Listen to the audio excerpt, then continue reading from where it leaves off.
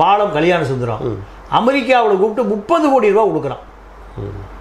அதாவது இந்த man of மேட்சுங்கிறான்ல, இது கிரிக்கெட் விளையாடுறவனை கூப்பிட்டு தலையில் தூக்கி கொண்டாடுறான். அவன் பார்த்து ஏதோ நைகி கூட்ட படுத்து கிடக்கிறான்.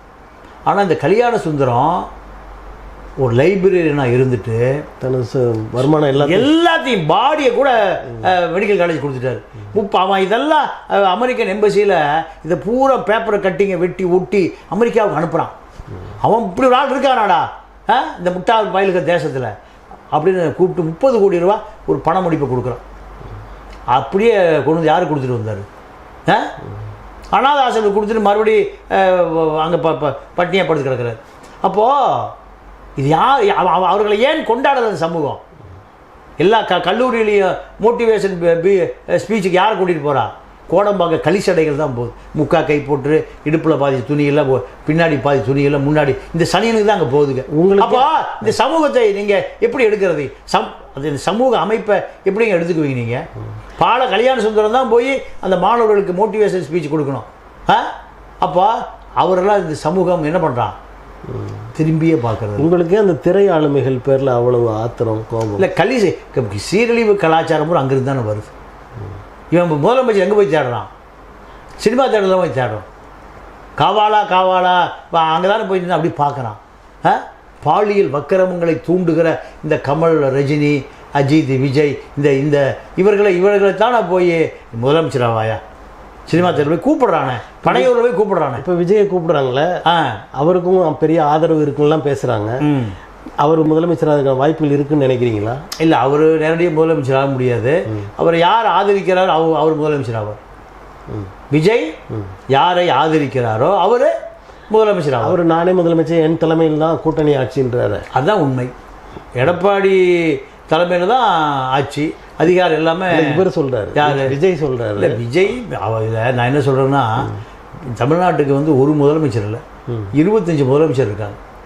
விஜய் ஒரு முதலமைச்சர், சீமான் ஒரு முதலமைச்சர், உதயநிதி ஒரு முதலமைச்சர், அன்புமணி ஒரு முதலமைச்சர், அண்ணாமலை முதலமைச்சர், பிரேமலா தான், நைலா, இப்படி எல்லாம் முதலமைச்சர் தான்.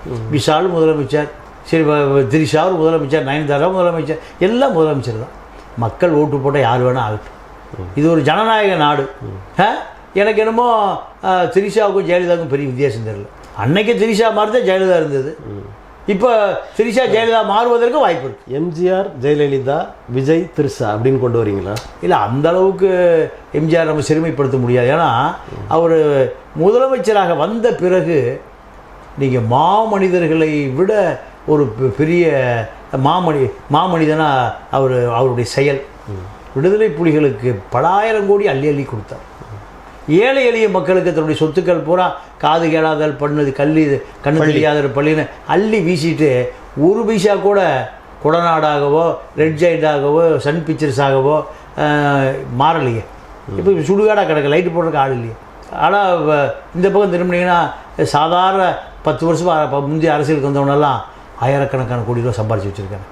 அப்போ அதை நம்ம ஒப்பிட்டு பார்க்கணுமா இல்லையா? இப்போ இந்த அரசியலில் அந்த பொருள் தேடுகிறவெல்லாம் சம்பாதித்திருக்கிறார்கள்னு சொல்கிறீங்களே, அந்த சம்பாத்தியம் அப்படின்ற வார்த்தை அதுக்கு சரியாக பொருந்துன்னு நினைக்கிறீங்களா? வேறு என்ன, இது இப்போ வியாபாரம் தானே. ஒரு கடை வச்சுருக்கான், ஒரு மளிகை கடை வச்சுருக்கான், ஒரு அண்ணாச்சி, அவர் சம்பாதிக்கத்தானே வச்சுருக்கார். காலையில் 4 மணிக்கு எந்திரிச்சு போய் மார்க்கெட்டில் போய் கோயம்பேடு போய் வாங்கிட்டு. சம்பாத்தியத்துக்கு ஒரு நெறிமுறை இருக்குது, ஒரு அறநெறி இருக்குது. ஒரு 10 விழுக்காடோ இல்லை 15 விழுக்காடோ அப்படி அந்த பொருளை விற்று அதிலேருந்து பெறுகிறார்கள். ஆனால் இந்த இதில் அப்படி இல்லையே. இல்லை, அது மக்கள் தான் தடுக்கணும். அதை மக்களே தடுக்கலையே. மக்களே அவனுக்கு ஓட்டு போடுறானே. இது கொள்ளையடிக்கிறார்கள் அப்படின்னு இல்லைங்க, அவன் கொள்ளையடிக்கிறது அவன் அதுக்கு தான் வர்றான் அவன். ஆனால் அவன் கொடுக்குற 500 ரூபாயும் ஒரு ஓல்டு பங்கு கோட்டரும் ஒரு காக்கா பிரியாணி சாப்பிட்டு 500 ரூபாய்க்கு ஓட்டு போடுறாங்க. அவன் தப்பா இவன் தப்பா? இப்போ தமிழ் சமுதாயம் மாற வேண்டும், அதை தவிர வேறு வழியே இல்லை. உங்களை போன்றவர்கள் இந்த தமிழ் சமுதாயம் மாறுவதற்கு என்ன செய்கிறீர்கள்? என்ன செய்ய முடியும்? நம்மளால் கூவத்தான் முடியும், வேறு என்ன பண்ண முடியும்? அதை தாண்டி என்ன செய்ய முடியும்? நம்ம கற்றதை, பார்த்ததை, அனுபவித்ததை, நம்ம சந்தித்த மனிதர்களை, அந்த அனுபவங்களை சொல்ல முடியும். வேறு என்ன? அதை தாண்டி வேறு என்ன பண்ண முடியும்? ஒரு மாநாடு போடுறதுக்கு 5 கோடி ரூபா வேணும். எவனா கள்ளச்சாலை வியாபாரிட்டு தான் காசு வாங்கணும். ஒரு 10,000 பேரை திரட்டுவதற்கு முருக மாநாட்டுக்கு 50 கோடி ரூபா வேலுமணி கொடுத்தாரு. வேலுமணி ஏன் கொடுக்குறாரு? அவர் 5 லட்சம் கோடி திருடி சதக் ஜலாலும் அவரும் துபாயில் வச்சுருக்காங்க. அப்போ பிஜேபியினுடைய ஆதரவு வேணும். அப்போ அவர் 50 கோடி கொடுக்கு. இப்படி அரசியல் ஓடி போச்சு. இதில் நம்ம என்ன பண்ண முடியும், என்ன செய்ய முடியும்? ஒன்றுமே பண்ண முடியும். இப்போ இந்த மடப்புறம் அஜித்குமார் அவருடைய அந்த வழக்கு தொடர்பாகவும் ஏற்கனவே ஜெயராஜ் பென்னிஸ் அந்த வழக்கு தொடர்பாகவும் இருக்கிற வேறுபாடுகள் அல்லது அரசு எடுத்த அந்த நடவடிக்கைகள் இதில் எப்படி பார்க்குறீங்க? இல்லை, அது அதிமுக அரசு, திமுக அரசு ரெண்டும் ஒரே. அது அதிமுக போலீஸ், திமுக போலீஸ், அவ்வளோதான். இன்னும் நடக்கும். இன்னும் பல அஜித்குமார் வருவான், பல பென்னிஸு, பல ஜெயராஜ், இன்னும் நிறைய வரும். ஏன்னா காவல்துறையை பொறுத்த வரைக்கும் காவல்துறை அந்த ஒரு அதிகார மட்டம், அரசியல்வாதி மட்டம். அவரை குற்றத்தை காப்பாற்றுவார், இவர் குற்றத்தை காப்பாற்றுவார். அரசியல்வாதிகள் எல்லா தவறுகளையும் போலீஸை வச்சு தான் செய்கிறான், காவல்துறை வச்சு தான் பாதுகாக்கிறான். அப்போது அரசியல்வாதியுடைய குற்றத்தை காவல்துறை செய்கிறான். காவல்துறை யார் காப்பாற்றுவான்? அவனுக்கு சிக்கல் வரும்போது இதே அரசியல்வாதி எஸ்பிடி பேசுவான், டிஐஜி பேசுவான், ஐஜிடி பேசுவான். முடியாது, இன்ஸ்பெக்டர் ரொம்ப வேண்டியா இல்லையா? அது கோர்ட்டுக்கு வரும்போது அதெல்லாம் கீழே பிபிடி சொல்லி அது ஒன்றுலாம் பண்ணிடுது. நமக்கு வேண்டியா இல்லையா? இப்படி தான் சாதாரணமாக பார்க்குறோமே. நீங்கள் எந்த கட்சி ஆளுங்கட்சியாக வருதோ அதிலிருந்து தான் ஜுடிஷியலுக்கு வரும். சாதாரண முன்சிபல் கோர்ட்டுக்கு கூட திமுக தான் அங்கே அரசு வக்கீலாக வரும். திமுக தான் அங்கே PP, district PP, high court PP எல்லாம் எங்கேருந்து வராங்க? அந்தந்த கட்சிகள்லேருந்து.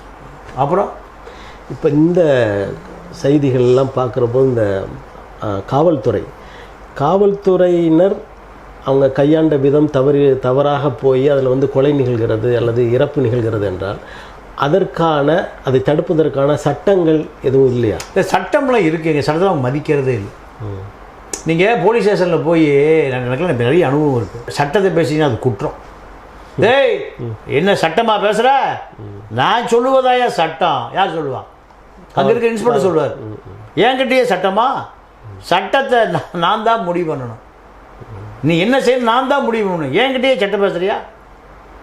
சட்டத்தை ஒரு காவல்துறை ஆய்வாளர்கிட்டையோ, ஒரு தாசில்தார்கிட்டையோ, ஒரு ஆர்ஐட்டையோ, ஒரு விஓட்டையோ சட்டத்தை பேசுறதுக்கு பெரும் குற்றம். சட்டம் என்பது ஐபிசி அல்ல, அவர்கள் வகுத்து வச்சிருப்பான். லஞ்சம், லாவணியம், ஊழல், கட்ட பஞ்சாயத்து இப்படி வகுத்து வச்சிருப்பான். அதுதான் சட்டம், அதுதான் ஊர் சட்டம், அதுதான் நாட்டு சட்டம், ஒவ்வொரு அதிகாரி சட்டம். ஒவ்வொரு காவல் நிலையத்துக்கும் ஒரு சட்டம், ஒவ்வொரு விஓ ஆஃபீஸுக்கு ஒரு சட்டம், ஒரு தாலுக்கா ஆஃபீஸுக்கு ஒரு சட்டம். பட்டா வாங்கணுமா? ரைட், சென்ட்டுக்கு 10 லட்ச ரூபா, 10,000 ரூபா கொடு. எத்தனை சென்ட்டு? 4 சென்ட்டு, 40,000 கொடு.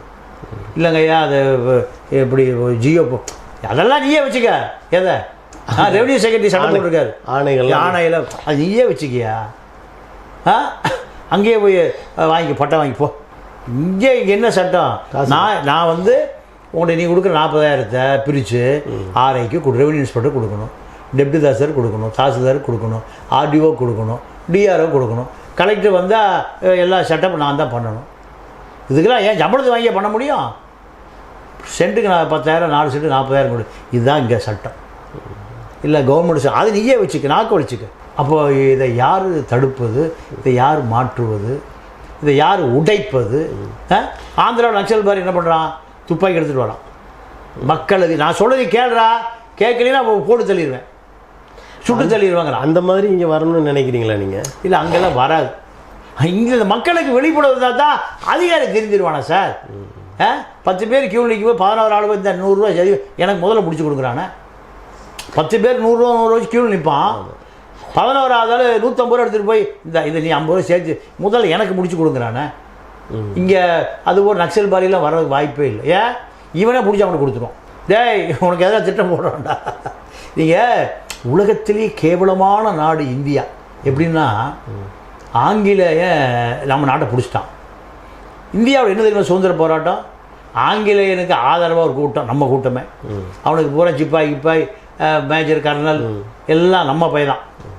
இன்னொரு பக்கம் சுதந்திரத்துக்கு போராடுற நேதாஜி கூட்டம். நேதாஜி கூட்டத்துக்கும் பிரிட்டிஷ்காரோடைய ஆதரவு நம்ம படைக்கு தான் சண்டை. இதுதான் இங்கே சுதந்திர போராட்டம். காட்டி கொடுக்கப்பட்டவன் காட்டி கொடுக்குறவன் 2 பேர் போராடுறது இந்தியாவில் சுதந்திர போராட்டம். வியட்நாம் எல்லாம் பார்த்தீங்கன்னா அந்த மக்கள் ஒட்டுமொத்தமாக அமெரிக்கனை 25 வருஷம் எடுத்து போராடும். கோசிமின் அந்த மண்ணிலே போய் இந்த மண்ணை தொட்டு கும்பிட்டு வந்துடுறாங்க. ஆனால் இங்கே ஆங்கிலேயனுக்கு நம்ம பையில ஆதரவான ஒரு கூட்டம். சுதந்திரத்துக்கு போராடுறவங்க யார் போட்டு தள்ளுறது? ஆங்கிலேயனுக்கு ஆதரவாக எந்த பையன்? நம்ம கூட்டம். நீங்கள் செகண்ட் வேர்ல்டு வார் டைமில் ஜப்பான் மிலிட்ரி ஒரு 3000 பேரை ரவுண்டு கட்டிட்டான், போட்டு தள்ள போகிறான். யாரை? பிரிட்டிஷ் மிலிட்ரியை. யாரான்னு பார்த்தா எல்லாம் நம்ம பயிலுவோம். யார்? இந்தியன்ஸ். நேதாஜி போய் சொல்கிறாரு, ஐயோ எங்கள் ஆளுங்கய்யா, போட்டு தள்ளிடாத, நம்ம பயிலுவோம் எல்லாம் இந்தியன்ஸு. அப்போ அவன் ஜப்பான் ராணுவம் சொல்கிறான், இவனுக்கெல்லாம் இந்தியன்ஸ் இல்லை, பிரிட்டிஷுடைய எடுபடிகள், சுட்டுத்தள்ள தவிர வழியே இல்லைங்கிறான். யார்? ஜப்பான்காரன். நேதாஜி இல்லை அவன் எது என்னுடைய ரத்தம், என்னுடைய ரத்தம், இந்திய ரத்தம், அவன் என்னுடைய ரத்தம், சுடுவதை நான் அனுமதிக்க மாட்டேன். நேதாஜிக்கு ஜப்பான் மேஜர் ஜெனரலுக்கு சண்டை. அப்போது அவன் சொல்கிறான்,